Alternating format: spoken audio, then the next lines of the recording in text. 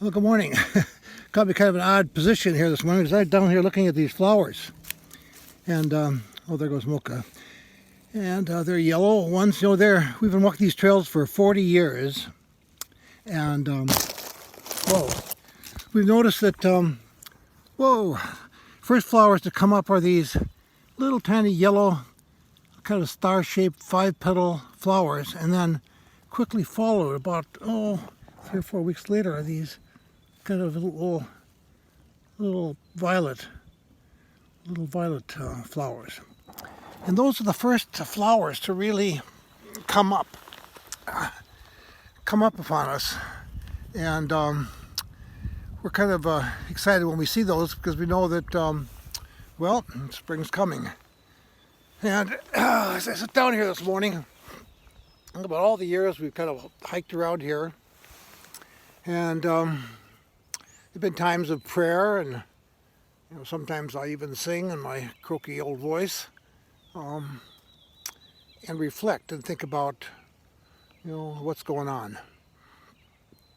And I know that we're besieged almost hour after hour with daily reports about the pandemic, and we shouldn't take those too lightly.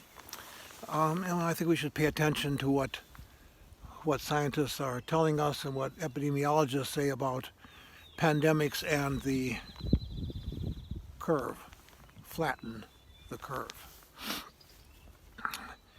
But one thing is for sure, we're going to learn something from this. It may bring out at first some of our bad traits, thinking that we're in this world only unto ourselves and not to others.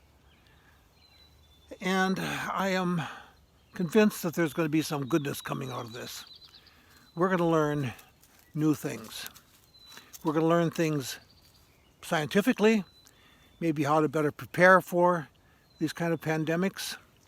As we become more crowded, maybe they're going to become more prevalent. I don't know. But how we are in this together and how we are all connected. If there was any doubt that we're not one species, I hope that all is erased from everybody's mind. We are all human persons and all subject to disease and to injury, and we develop ways in which we can improve that and improve our time here on Earth and with our fine fur-feathered friends here. Here she is.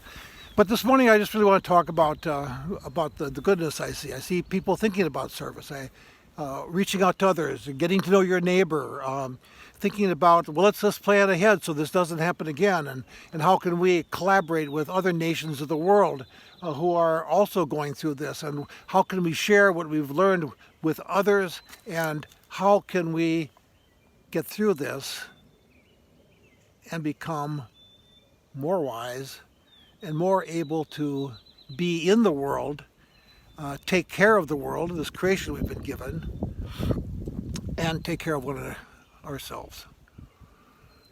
So that's what I'm struggling with these last few weeks, because it's all about all the bad stuff. People are grouping up in Chicago and they shouldn't be doing that, and people are on the beaches again, and people are protesting, and on and on and on. But overall, at least according to national polls, is that we are supportive of this idea of isolation, masking, and the sanitizing, and also rebuilding up our public health efforts.